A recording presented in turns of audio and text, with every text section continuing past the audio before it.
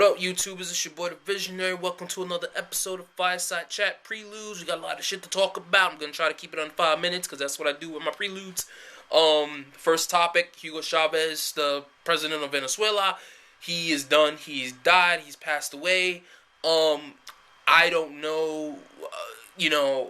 For something tells me this is off because this has been happening a lot. You'll hear about some foreign head of state, and they'll be going through something, and then they magically just die. Like, because the news reports basically say that, he's out of surgery, he's cool, everything's good. Then magically, all of a sudden, a few days later, he dies. Hugo Chavez was basically a thorn in the American side because of the oil issue, because he was, the head of OPEC? Well, he's a major member of OPEC. These are the oil-producing European countries around the world. And they have constantly been a thorn in the American side because we produce a lot of oil, but not as much as the OPEC nations, and the OPEC nations created this organization to combat the encroaching hegemony of the West, basically, in the European nations. And Chavez himself represented something of a you can call him a philosopher king, you know what I mean? Like, yes, he had his faults, but he was implementing a certain form of socialism where he was investing all the revenues that were coming in from the business that they were producing with Venezuela, and he was investing it back into the country and back into the people. I think there's universal health care over there. He was trying to work on a way to ensure long-term IRAs or something like that, basically retirement funds for old people, so they'll be able to survive and live off that shit for the rest of their life. This was pretty much the same shit that a lot of other foreign dignitaries have been doing for the past couple of years. Even back then, from not the Shah of Iran, Mossadegh, back in the day, before he got toppled, he was like that. Like, a lot of European countries or states had holdings in Iran, and what had happened in Iran was that when Mossadegh got into power, he said, I'm going to nationalize all this shit, and now the people own oil and own all these businesses, and I'm going to invest all the money into these businesses. So that's what started all that shit, and then magically he gets toppled, and they put a dictator who starts killing a whole bunch of people, and you know the rest of the story. Same thing with Gaddafi. Gaddafi was doing a lot of amazing things, and magically he gets toppled. You know what I mean? Like, he did so much shit for his country. He invested all the money that the oil and all the exports that they were shipping out. He was investing all that money into the fucking country. Then magically, he's enemy number one. I would say, don't believe all the bullshit they tell you about Gaddafi. He wasn't doing anything. It's just propaganda. Period. That's plain and simple.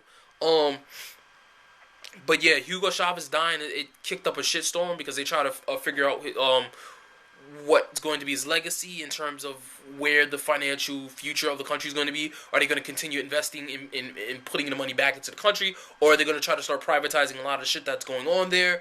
You get the idea of what's going on. If some dude who has ties to the West gets into power over there, you know what's going to happen after that. Second story, Pope Benedict resigns. My only question is, who the fuck cares? The Vatican and Catholic Church in general aren't really important. They're full of shit. They don't do anything at all. They are basically a group of pedophile protectors. That's all they fucking are. Like, period, point blank range.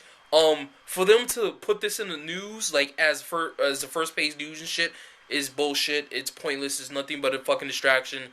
There was, like, no point in him stepping down. He doesn't even fucking do anything. Like, what the fuck does he do? He doesn't do anything. He just sits there, eats pies and eats shit, and that's it.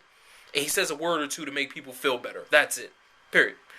Next story, the Senate passes a bill making it basically illegal for someone to buy weapons for someone else. I already thought that was on the books, you know what I mean? Because I would imagine anyone who's looking for a gun and they can't get it themselves is not supposed to have a gun, and so therefore a person buying them a gun would be considered an accomplice. So I don't understand why they're passing this law. I guess they need to they need to make it more visible so people understand, okay, well, this is on the books and this is a felony and yada yada yada. I don't think this is it. I think they're gonna start passing more bills. I have in another video, in the rant video, I was watching the CNN channel, and they were discussing about all the pros and the cons. And on this particular debate, I'm full hearted with the Republicans. Like specifically, like people might hate them, like because they're white and all this other crap, but they are pretty much the staunchest defenders of like the actual Constitution than the Democrats are. Whether or not you believe in conservatives and conservatives or liberals, or you believe the liberals are a bunch of communists, or you believe the Republicans are a bunch of, or the conservatives are a bunch of fascists, whatever it is, they technically do believe in a lot of the tenets of holding of the Constitution and basically amendments, specifically that Second Amendment. And their argument was sound. Like, it was far more sound than liberals. They gave the statistics, they gave the numbers about how when the bans were put into place by what the fuck is this bitch's name? I forgot her name. If you look at my other video and you see it. Feinstein. Because she's like the spearhead of the shit. She's basically like, yo, we need to ban these guns, and then they passed laws, and then the guns were banned for like 10 years, and then in those 10 years, and then that window, they found out that crime actually went up because crime in gun-free zones tend to go up more if those zones are free with guns and there's nobody there. And they gave so many facts that it was just hard not to like be on the Republican side on this issue. So yeah, I'm in agreement with the Republicans. I think they should like leave the guns alone. It had nothing to do with the guns. It was the people, the random motherfuckers that would shoot up the schools, and pretty much that's it. All right, that's it for Preludes.